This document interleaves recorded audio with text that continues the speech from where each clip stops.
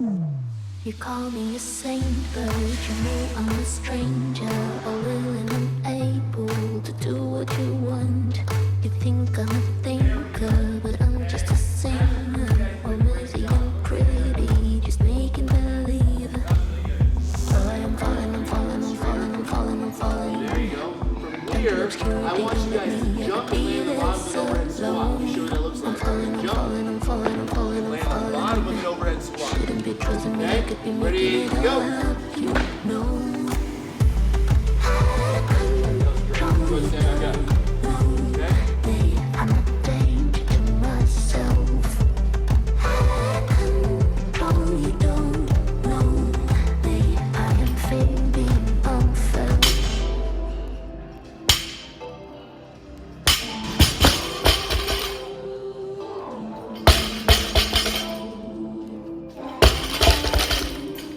Gummy bears in my locker, and they're all empty. They're so good. I walked out. Lauren was standing right there, looking at me like, "What's wrong?" I'm like,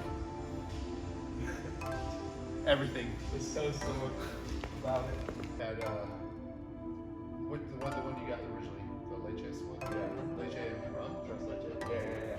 That was bomb. And the other one was like, but it was Or maybe you want something. I buy something totally different. But both Haagen-Dazs, both good.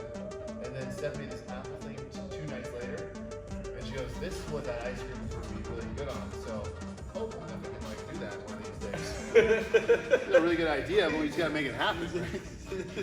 Do the hard thing. It seems like when I'm thinking about it, it seems very natural just to think that the harder thing versus the easier thing is really what I should do. I don't know if it was the way I was raised or something that's come to me later in life, but like inside my head, it makes total sense. Hey, if there's an easy way and a hard way, pick the hard way. Because one day, the way I think about it is the hard way is going to be the only way. And if I've gotten so used to picking the easy way, then when the hard way comes, I'm just going to fall apart. I'm going to come apart for the people who need me the most. You know, do the hard thing is a mantra or a cool little thing that I say or I replay in my head. But the other side of that is, my family and my business, and my personal belief system. There's always these kind of forks in the road where you get to choose if you want to do just like what comes easy and what everybody else is doing, or you got to stand your ground and fight, and not in a physical sense necessarily, but just be willing to do what you know is right. And so do the hard thing really means pick the harder way, because a lot of times that's the right way. And the other side of that is when there is no other choice but the hard way, you'll be ready for it.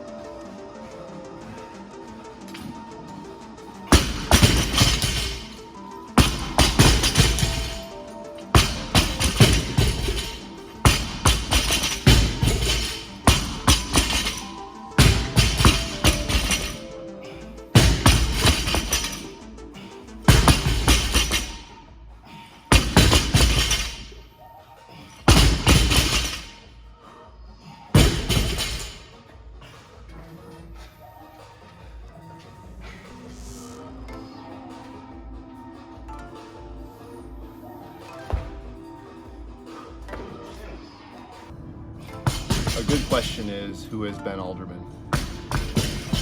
Good question for me too. I think sometimes the answer for me is it's not always easy, because I take the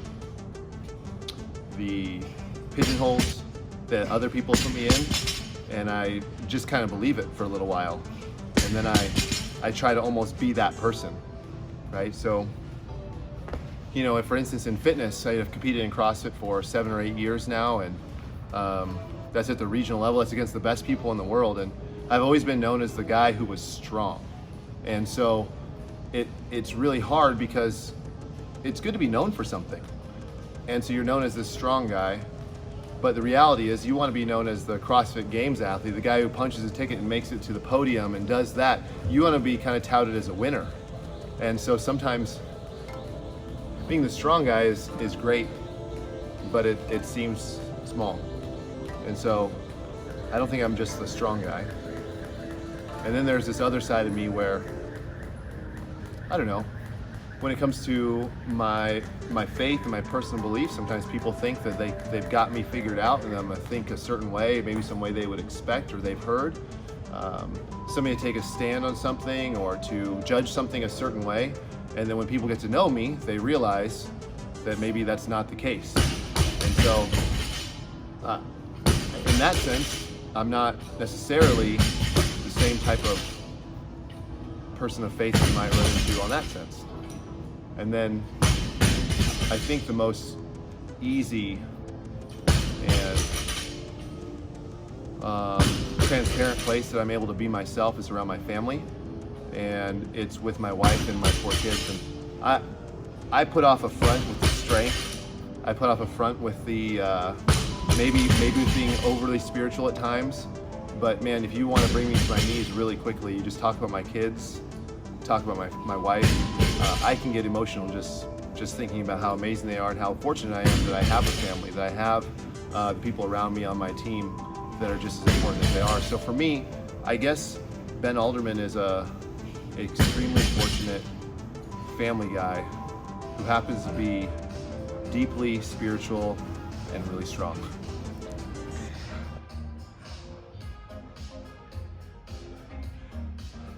+8.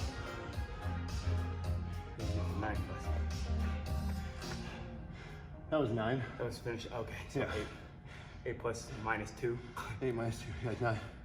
9 less 2. Yeah. That was hard. Really hard, dude. The chin-ups. Really hard. Obviously the deads, but the chin-ups. Those singles. That sucked. I figured out a way where I could kind of load my hips. So I'd bend over straight, drop my hips. Bend over straight, drop my hips. Like this. I started doing that. Step, down. Yeah. Yeah.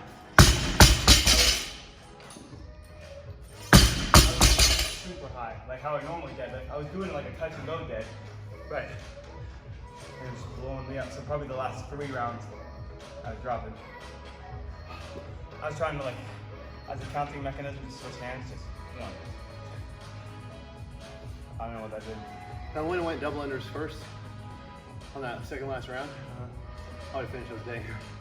Yeah, because it only took you 4 seconds, right? Just 4 feet. Really good. Is that an athlete? No, actually it's not. That was a hybrid version. Sounds good. Me plus some stuff that I saw Rich doing. Nice. It's hard to chase down Rich. Kinda. I'm really not trying to chase him down anymore. He's just the benchmark that we use to see how fit we are. Face off of. Yeah. So if you can get close to him on something, anything, Maybe not bad. right? Anything. And he'll always be slightly younger than me. So I'll always be able to use him as a benchmark. We need to